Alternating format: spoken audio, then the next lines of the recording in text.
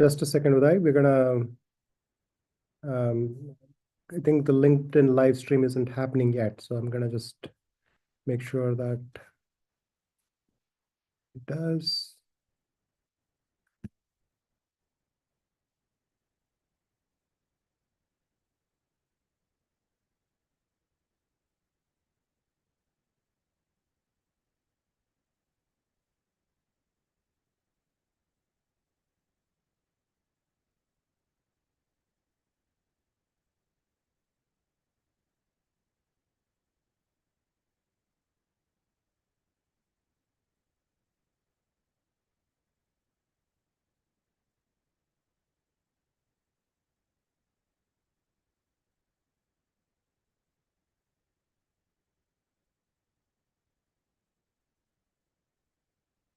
Okay, so welcome everyone. This is the Quant University guest lecture series. This is lecture number 6.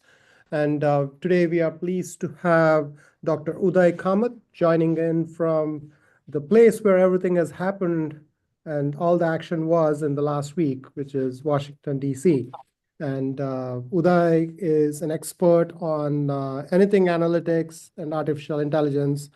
He's a prolific author and he has written many, many books. And his later venture is primarily focused on large language models. And he's never scared to kind of, go into the deep end. So he has even titled the book called It's the Deep Dive.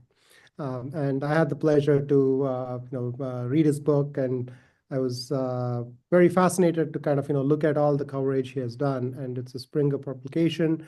And I would hope that, today's session will inspire you to, get the book. And I know Frederick, who is on the call, has already bought the book and he's already reading through the book. And he's going to be an expert in the next couple of days as he finishes the book. But I just wanted to make sure that you're aware that in addition to today's lecture, you have a full book you can potentially go into and review all the content which is going to be discussed today. Before we hand off the mic to Uday, I want to make sure we bring you a couple of details regarding all the aspects of what we're going to be covering. So I hope you can see my screen. Let me just see if I can do a full screen.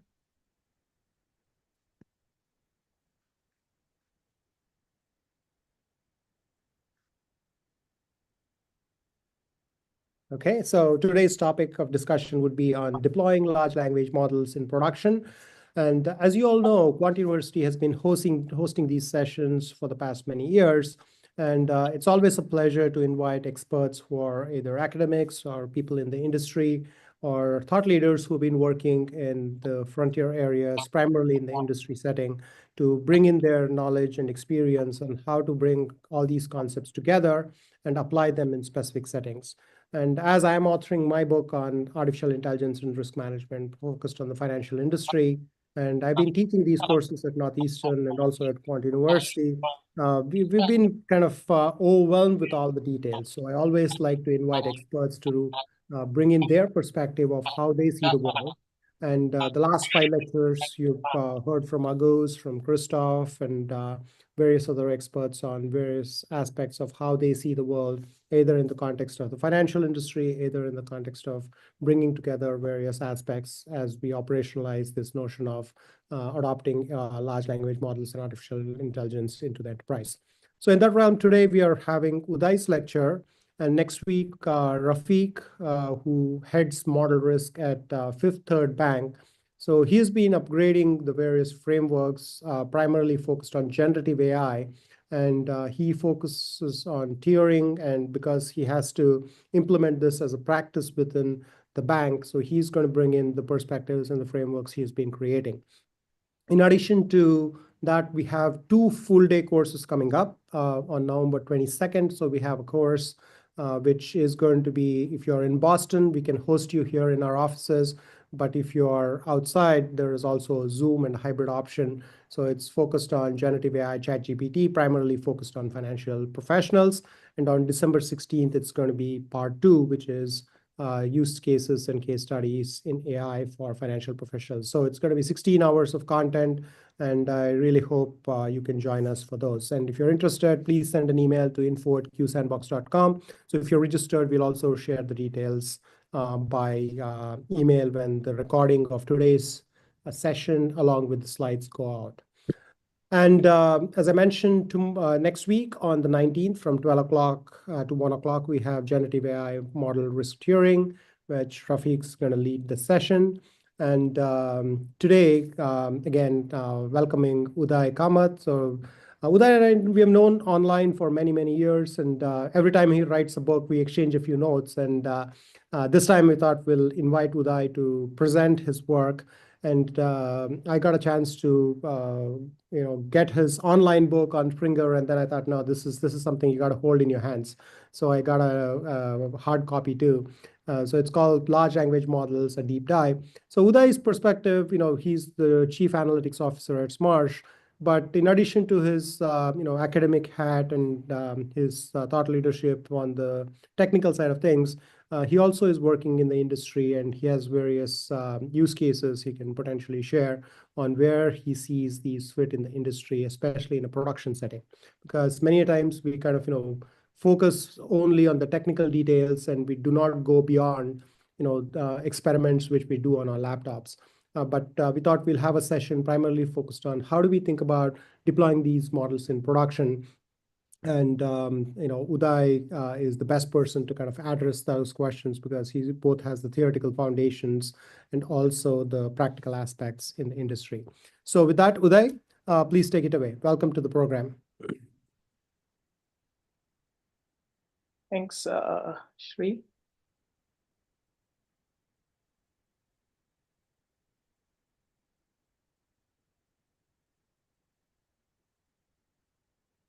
Hope everyone can see the screen. Yes, we can see you. Okay. I think Shri has already given background, but I'll just give a brief background that currently I work as Chief Analytics AI Officer for Smarsh. We are one of the largest cloud-based platform for communication intelligence. We process like billions of communications, looking for patterns in that are interesting for regulatory practices, mostly financial institutions who need to monitor such behaviors, and we use AI, machine learning at various levels, various machine learning techniques, models to actually connect the dots in that way.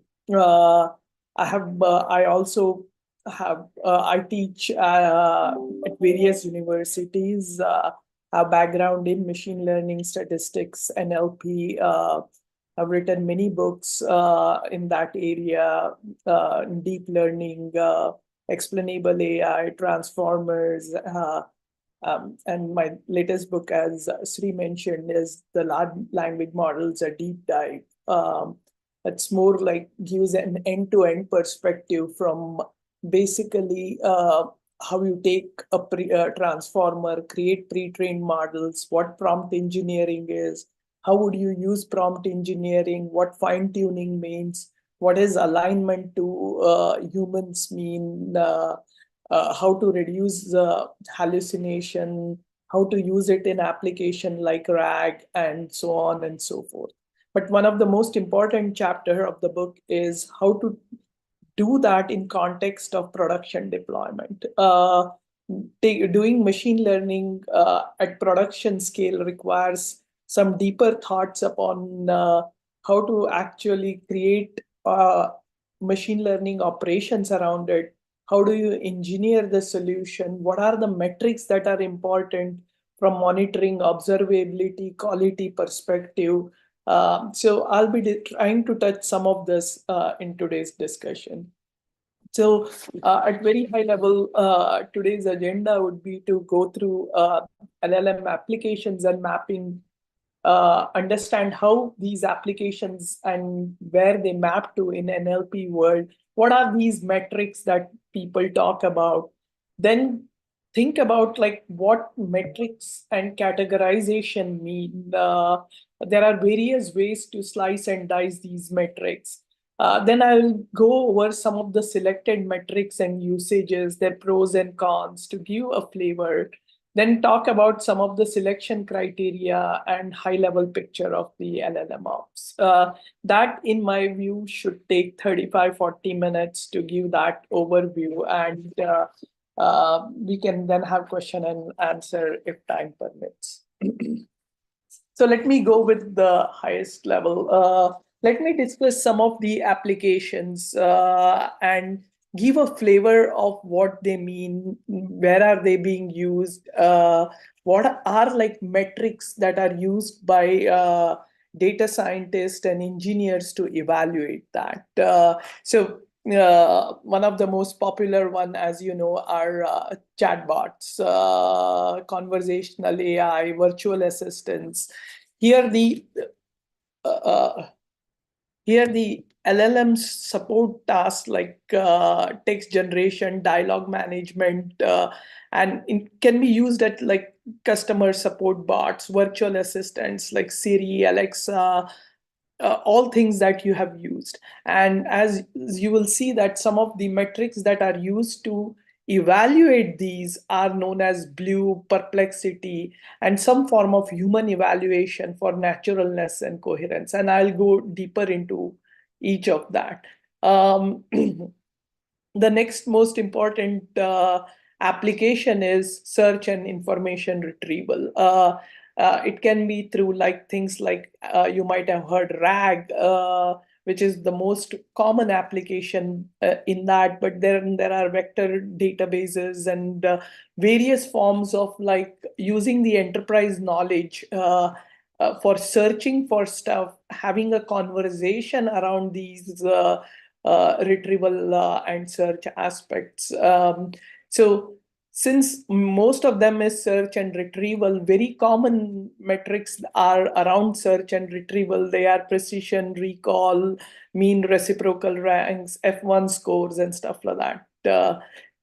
Some of them are very well known in the machine learning and AI field, and some of them are very specific to LLM, but most of them are generic over search and retrieval.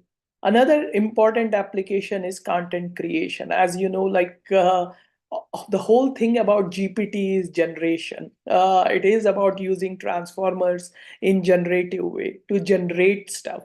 And having only the decoder part of the transformer, you can just have things generate text.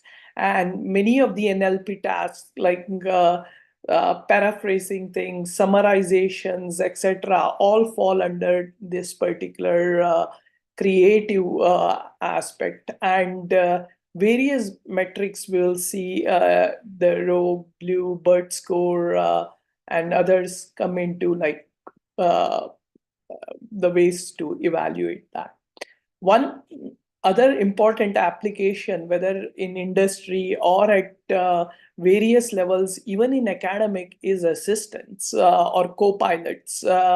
And everywhere you will hear the word co-pilot, where there are various forms of assistants who are working with the humans, assisting the humans in terms of taking their work to next level. So it is between the augmentation and assistance.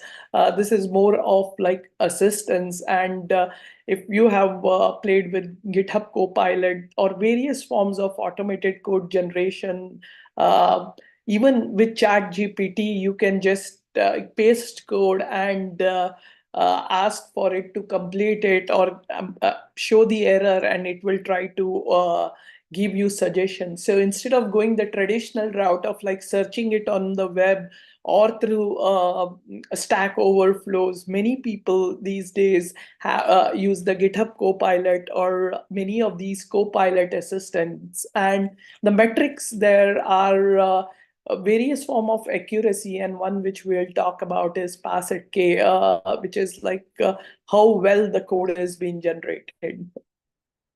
The other application that comes to mind is translation and multilingual.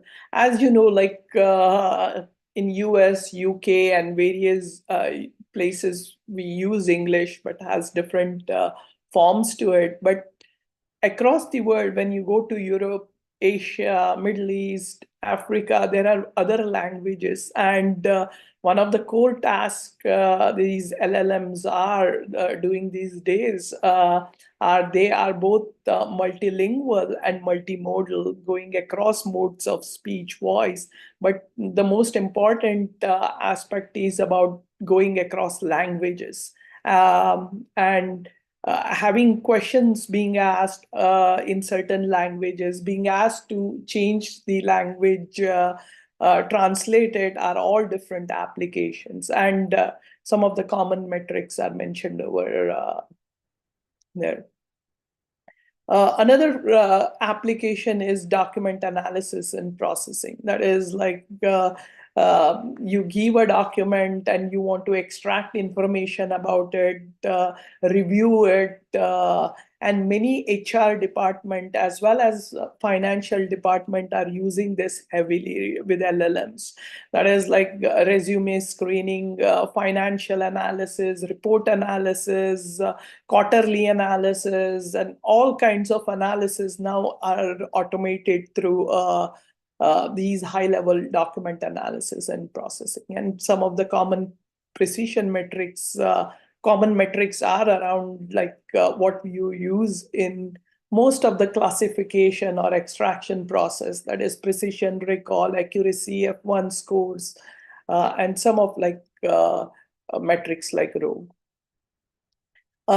Another common application is sentiment and intent analysis. And the idea is to like get kind of like sentiment analysis or emotional analysis or intent detection. They all fall under some form of classification, but it is much more about behavioral analysis and can be used in marketing, can be used in customer feedback analysis and stuff like that. And various classification metrics get employed over here. One of the most important use cases of LLMs are reasoning and ability to kind of like use the context to give answers related to what you have asked. So question answering, contextual reasoning, knowledge-based QA are all kinds of NLP tasks that matches to it. And various metrics like exact matches, F1 scores, mean reciprocal ranks from information retrieval are the metrics that gets used over here. Now that I have given a broad view of like what the applications are, how they match to the NLP task, and what are the high-level metrics, I wanted to give a perspective of how the world sees that metrics in terms of evaluation.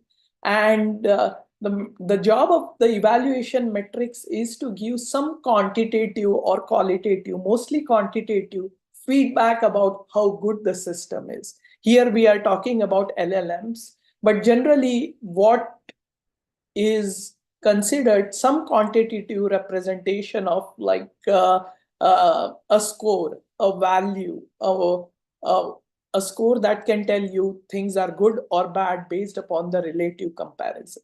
And for that, there are various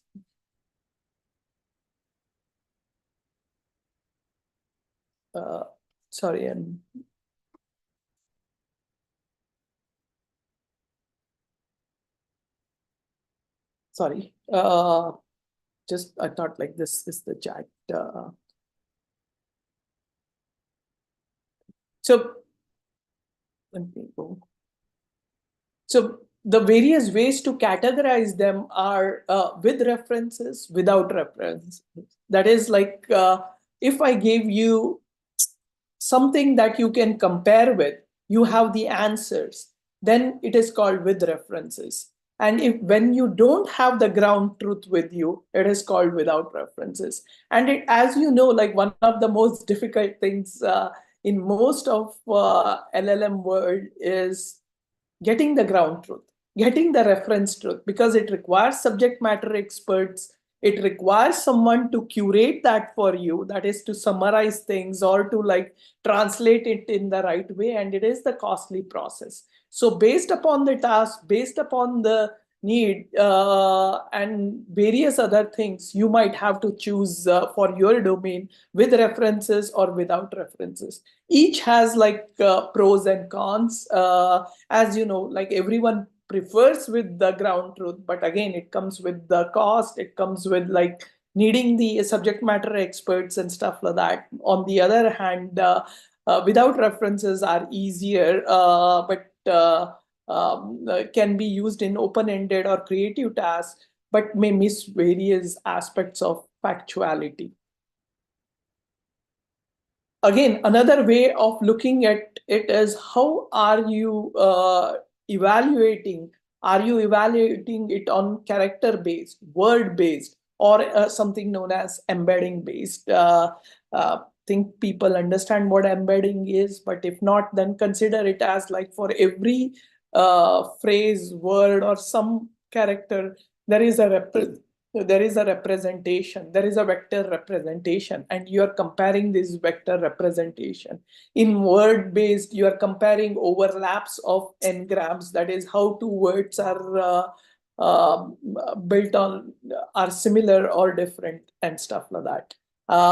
Character-based is again where things get evolved in terms of complex morphology. You can take things that are root-based and do various kind of comparison.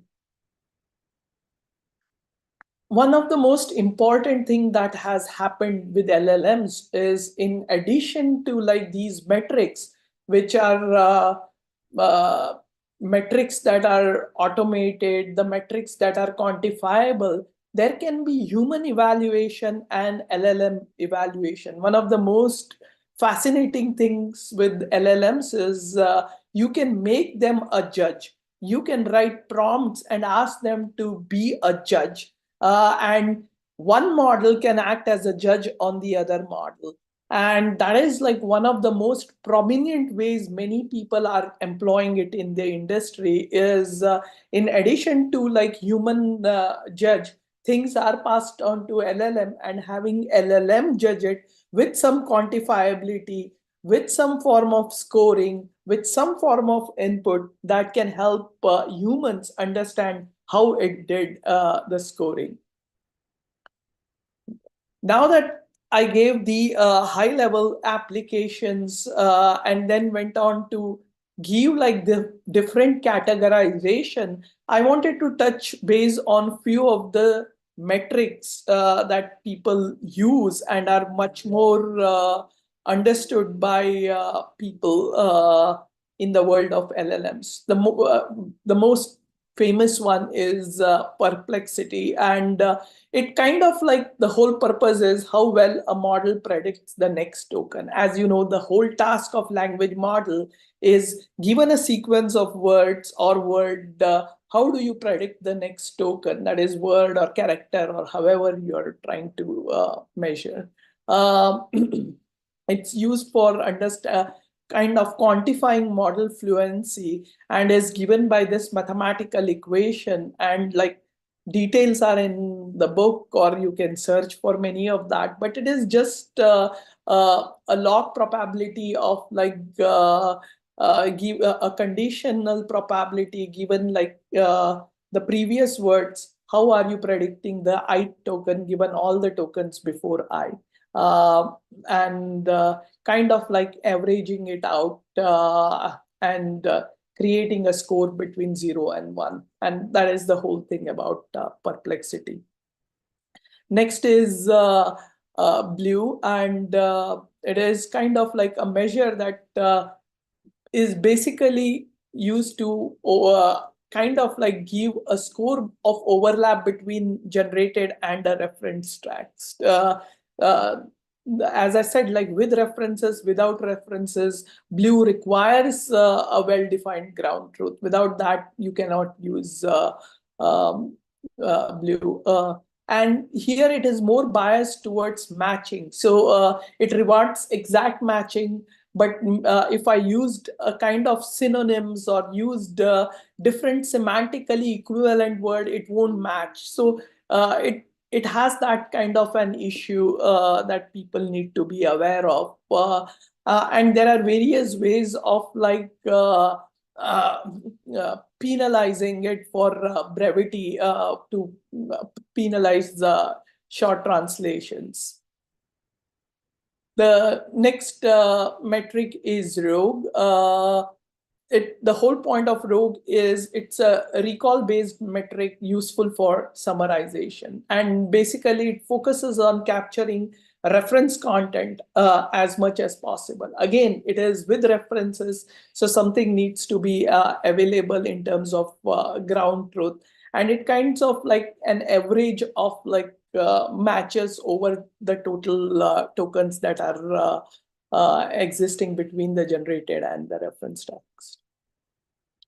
The another well-known metric is a BERT score. BERT score, all of these come with like certain background of like it started with the BERT LLM. Now BERTs are considered like encoder only, a small language model, but the metrics and how you evaluate even a large models or a GPT based or an encoder decoder based all remain the same. So it is just like it has carried the name with the BERT, but can be used in generic way. One of the important metric for evaluating code correctness of code generation is pass at k, and there are various different forms of pass at k, but the general idea is like if you have total number of generated samples and the correct samples and number of selected samples in that combinatorial way, how many times you get it right or how many times you get it wrong. So on average, and that gives a score which is known as pass at k. Now, as I said, like the most important thing was to understand what area of application you are in, and then design your metrics specific to that particular area. Thinking about like, do you have reference text? You don't have reference text. Whether it is human evaluated, LLM evaluated, do you want to do at token level or at the word level and all that, selecting a metrics. Once you have done all of that, the next important thing is how do you select your LLM and subject it to like different kinds of benchmarking? And there are various important decisions that come into picture. That is, it is just not analytical quality. It is analytical quality, inference quality, the total cost of ownership, adaptability and maintenance, data security and licensing. So generally, I like to give like certain flavors that people need to know about, like usability of these particular choices. Between an open source and closed source, there are many things to ponder about, like flexibility, the cost, the total cost of ownership, customization. Certain open sources have like full control over the adaptation and fine tuning based upon the open source and licensing you have, are much generally cheaper, but it requires an expertise in changing them, whereas a closed source may be costlier, but they are much more ready to deploy, have professional support, but there are various things you can do with it. That is, you can't be tuning it like you can tune a BERT model fully, kind of. You can't do pre-training to certain level. You need continuous pre-training or restricted continuous pre-training, or you can only do fine-tuning in an adapter world. And so there are certain restrictions between these models that one has to be aware of. Between the evaluation and analytical quality, it is, as I mentioned, like between the application, the task and metrics, one needs to understand what kind of like requirements are there. Is it a summarization task? Is it an extraction task? Is it a translation task? Is it a content generation task? What is my metric? And how I map that to the business value. So that is an important part of like taking the technical quality metric and mapping it to the business value. The next is like, once I have determined like what that task is, what are the different benchmarks that are available? There are, each particular LLM is subjected to different forms of benchmarks like MMLU and all other things. You can go and find it on the Hugging Face leaderboard. But you need to think about your application, your use case, and only on that selected elements you need to then compare. You might have to run it on your benchmarks, which may be completely different than what has been collected from the general industry benchmarks.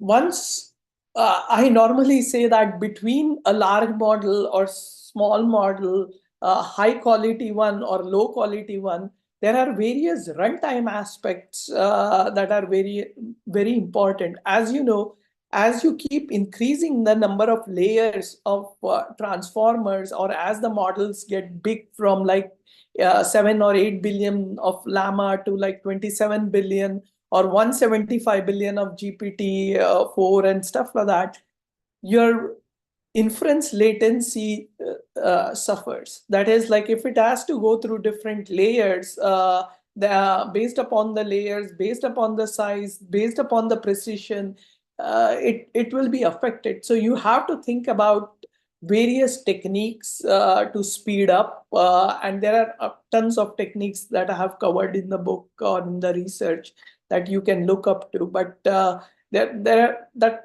are important things that you need to consider, because just like at Smarsh, we have to process billions of records across different customers, and we can't be running it through an LLM at like for which is like say 175 billion.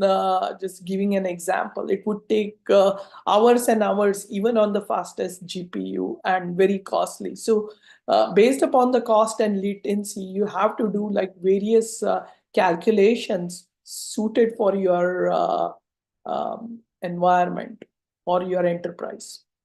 And important things are adaptability, maintenance, security, and licensing. Privacy is like most important consideration in many organizations, like in regulated industries, like whether it is healthcare or whether it is financial industry. You can't be sending customers information or specific information that are relevant to bank or individual, or like the GDPR aspects of it over the wire to an LLM, OpenAI, or like some form of API, which will give you certain aspects of prompting or scores. Because you need to think about either the private version of it, enterprise version of it, or some aspects of privacy and security, to make sure that you're cautious around the sensitivity of the data, and at the same time thinking about the stability of the application. Now, one of the important things that I normally talk about when I talk about LLMs in production is the LLM ops. And it is an extension to ML ops. So if you have been deploying machine learning models and understand various things around machine learning models, LLMs in production require something very similar. There are same areas of experiment tracking, version control, deployment, CI/CD, monitoring, observability, but have bit different flavors. So to make sure that the production happens in hits all the 80s of reliability, quality, safety, security, stability, you have to make sure that LLM ops and various elements of LLM ops are in place. And I generally like to give this particular picture, which we have used in the book, is like if you think about an LLM life cycle or various elements of LLMs, you have prompts, you have prompt engineering, you have evaluation as we discussed, you have like source control, you have different elements of data that you have fine-tuned to, or you have created a few short or you created like fine-tuning examples. You have went through training pipelines. You have different experiments that either change the temperature or you change different hyperparameters. And then you have these models that need to be stored in the model registry. Now, this is like the entire kind of like going from prompts to models. Everything needs to be backed up by that CI/CD. You need to make sure that there are various aspects of monitoring and observability are in place through like telemetry and all the good stuff. So the whole aspect of ML ops translates to LLM ops. But with these changes I mentioned, you need to think about prompts. Prompts are just not like stays somewhere. You have to think about templating them, iterating them, version controlling them. Your models need to be going, if you are fine-tuning them, you have to go through adapters so that the adapters are swappable, and think about all the metrics apart from the evaluation metrics, like the volumes, the time that the SLA or time it is required to process, and all the things that the organization cares about in the monitoring and observability. And the application architecture is from user interface, application, and inferencing. You touch various aspects of model, various aspects of observability and algorithms in each of these layers. So having the same view of ML ops, but translating it into LLM ops is very important. So with this, I wanted to open out for any questions or any feedback or anything in discussion from the panel here. Well, thank you so much, Uday. This was extremely information-packed. Obviously, we will need to kind of digest it, in chunks, if you will, with using the LLM terminology of chunking. Now, could we expand a little more on the generative side of things? Because I know when you have ground truth in an enterprise setting, and you can potentially look at search, and you can do retrieval and even summarization with a human in the loop, you could potentially look at things. But when it comes down to like, either generating a summary of a particular document or maybe retrieving it from multiple contexts, what are the things you are doing within your enterprise, and how are you kind of looking at it as, what kind of validation, if you will, needs to be done for systems before you can deploy these kinds of systems into production? Because one is, many a times when I kind of, ask a complicated question, I get like a decent answer, but it's so useless that I can't really make sense out of what this answer means, right? Other times it's hallucinating and it generates all these things which are not true, which means that I got to make sure that I validate it properly. So I'll start from there, and then I have a couple of other questions which I'll kind of, try and see if we can bring them up. Sure. Those are very important details. And again, I'll start at very high level. It depends upon the task and it depends upon the domain. If there is so much of custom domain, like I'll give an example of we use LLMs, for instance, to kind of like go over regulatory policies that maps to say SEC or FCA and stuff like that. And uh, based upon how you are using the LLMs and for those particular policies and violations, that is a very specific subject matter expertise required. So I can't be like having 100 people code in like summarization of that. It would be ideal, but it is not cost effective at that point to do that. So having a subject matter expert view through like a sample of summarization for, as you said, like having a very well-known scoring of saying like, is it coherent? Is it relevant?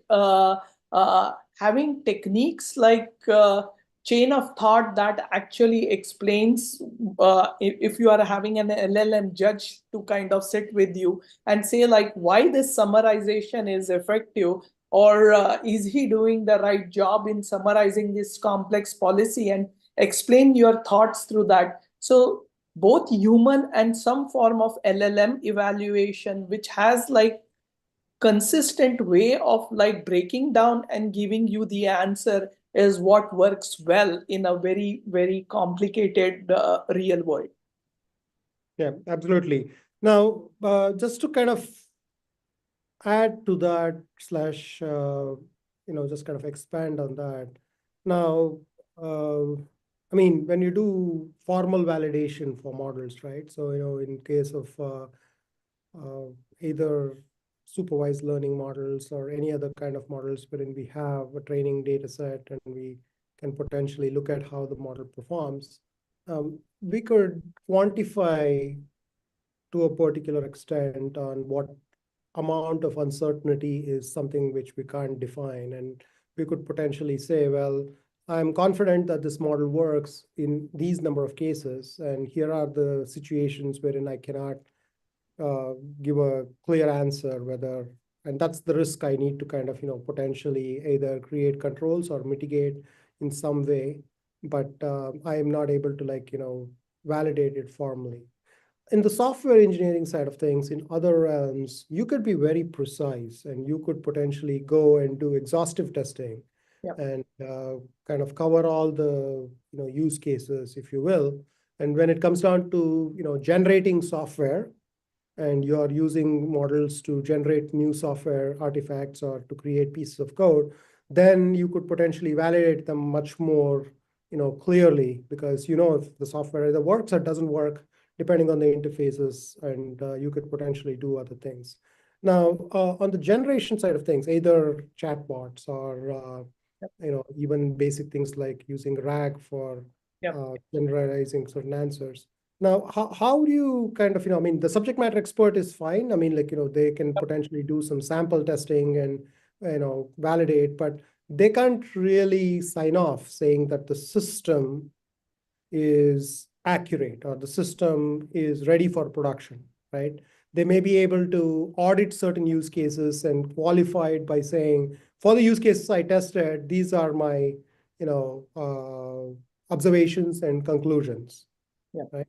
Now, how are you seeing, because I mean, many of the people in the audience are in the financial services industry, and good enough is a very loaded term, because good enough is a very high bar in the financial industry, and obviously the same thing with healthcare. I mean, if you say 99% of the patients will get right answers, 1% we don't know, then, well, there is a huge liability risk with that 1%. But also, I mean, no one would be comfortable using these systems for critical decisions. And how are we seeing, I mean, in the real world, how are you seeing your clients adopt these solutions, in addition to bringing in a subject matter expert to test out these answers?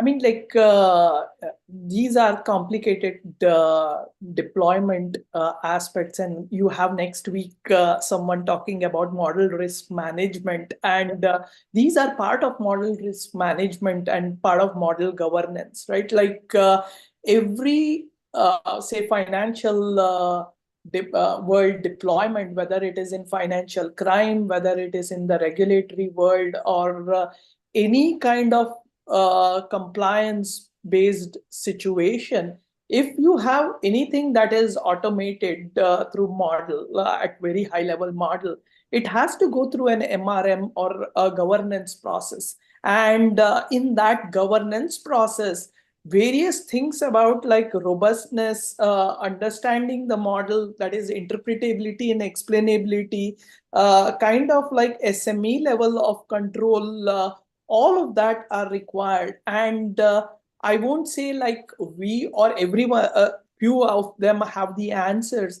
We have to currently work with different MRM as well as like regulators and stuff like that to actually walk through that particular path and saying that here we are replacing, for instance, this particular part with an LLM. And here, the job of LLM is to have this particular input and this particular output. We are making sure that the robustness part of MRM or governance is addressed in this way, because we have changed the prompts, we have changed the hierarchy and all that, and yet it is very consistent. So form of consistency and robustness needs to be proved.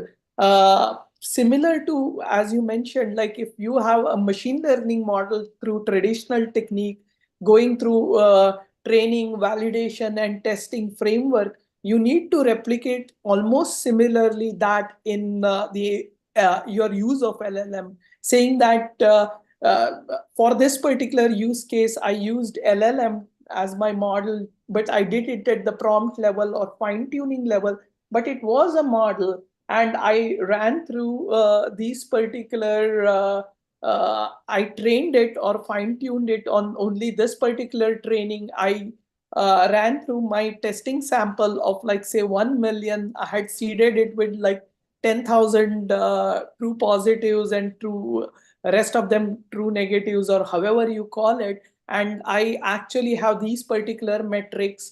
I ran this 10 times to make sure that like the numbers have low variance and stuff like that. So because LLMs can be generative, and as you rightly said, there are aspects of hallucination, there are aspects of like not being robust, you have to be a bit more cautious. But the whole aspect of robustness, MRM, explainability, breaking it down in terms of metrics all stay the same. But you need to think about LLM view of that and map it to the LLM world.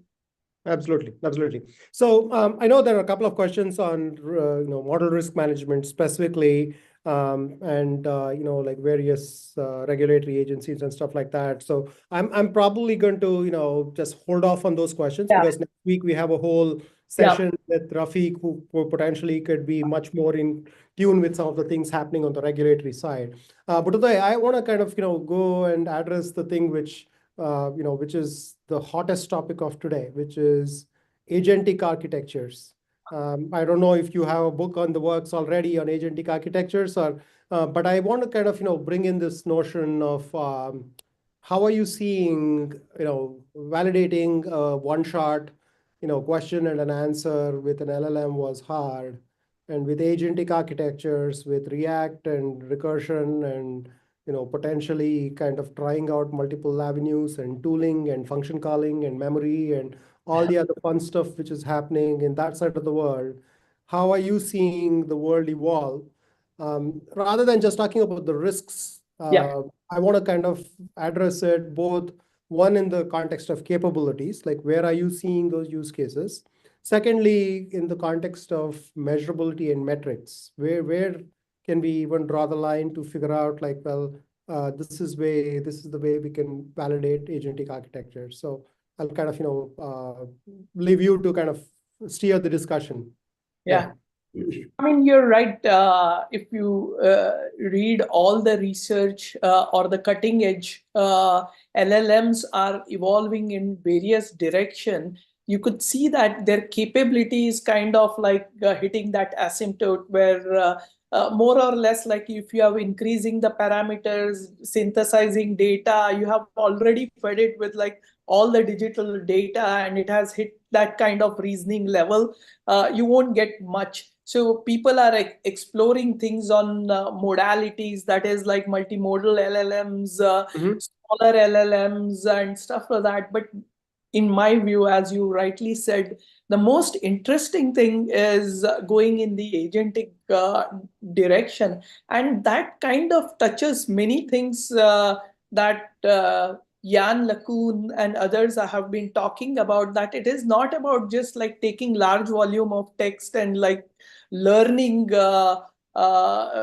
tokens or next generating stuff. It is about planning, it is about orchestration, it is about external knowledge, and then it is using LLMs to kind of be at center to orchestrate things around various things and glue it together to give you the answer. So agentic workflows, and just yesterday or day before yesterday, Microsoft released their open source, their agentic flow, and it has amazing capabilities, and it is a great paper to read also.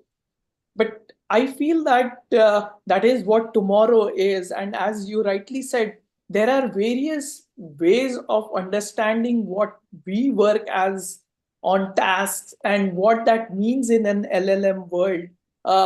Automated task, human assisted task, LLM and human assisted task. What are the different tools, that is search tools, knowledge retrieval tools, action tools, and many other things.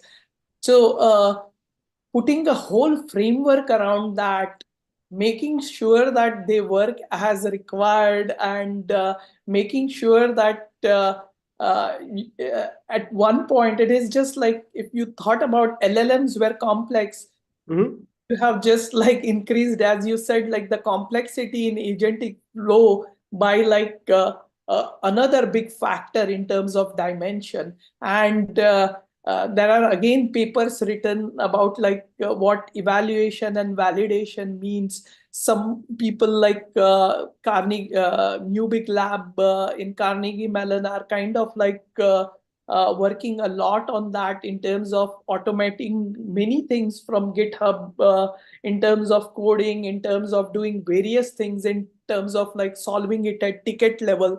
So I think like going at something very specific and then expanding it to other use cases is the direction. And I feel that that is what tomorrow is like. Agents and various use cases of agents based upon the task and automation will be what drives many of the enterprises. Absolutely. Yeah, thank you for sharing that. I think I was also reviewing, Graham Newbig's Open Hands project, which is a pretty, a lot of GitHub stars and a lot of new things coming out in that realm. I think we have like maybe time for one last question. So I know the field is constantly evolving, and we have a lot of new use cases and a lot of energy and interest and investments coming into this area. Just put your crystal ball. And again, there are a lot of students, and you work with a lot of students in your classrooms, and I'm kind of doing the same thing with my classrooms, and I'm kind of always been asked this question: what are they gearing up for? Because you don't want to think about gearing up for a particular package or protocol or methodology, which is going to be null and void in the next few years, just because the way things are progressing. I mean, in the past, writing code and learning the syntax and putting those pieces together and compiling and executing was the skill set which knowledge workers would have, and that's why software engineers were paid a lot. And with GitHub Copilot and other efforts, now you just need to validate the code and ensure that you're asking the right questions and making sure that you get the first draft of your code and then integrate it. Obviously, skills are required, but not to a level wherein I'm spending a lot of effort in building everything from scratch, right? But in the near future, information search, retrieval, and all these other methodologies which we talked about will potentially replace a huge chunk of the population of, software engineers, information technology professionals who are gearing up for a world which is kind of in the unknown. So what are you training people for, and what should be people learning, and how should they be learning so that they can, first of all, keep their skills current, but also see if they are employable in the next 3 to 5 years? Because I'm kind of also scared in some ways, because there is a whole industry of knowledge workers who we didn't kind of pick up the shovels and axes and go into the physical world. We picked up books and knowledge and protocols. So how are you kind of addressing that question in your classrooms? I mean, those are the angst that even I have, and at very high level, it is an open thing. I don't think anyone can answer that, but I feel that sticking to basics is the most important, right? Like uh, the basics, as you mentioned, like how would you use AI or machine learning? What does training, validation techniques mean? How do you automate that, whether through CI/CD and stuff like that? What does engineering of that means? What does version control means? What does evaluation means? What these are like very fundamental and basic things. They don't change. They will be having different forms, but they will stay the same. Similarly, like model risk management, governance, all of them will remain the same. They will be touching it in different level.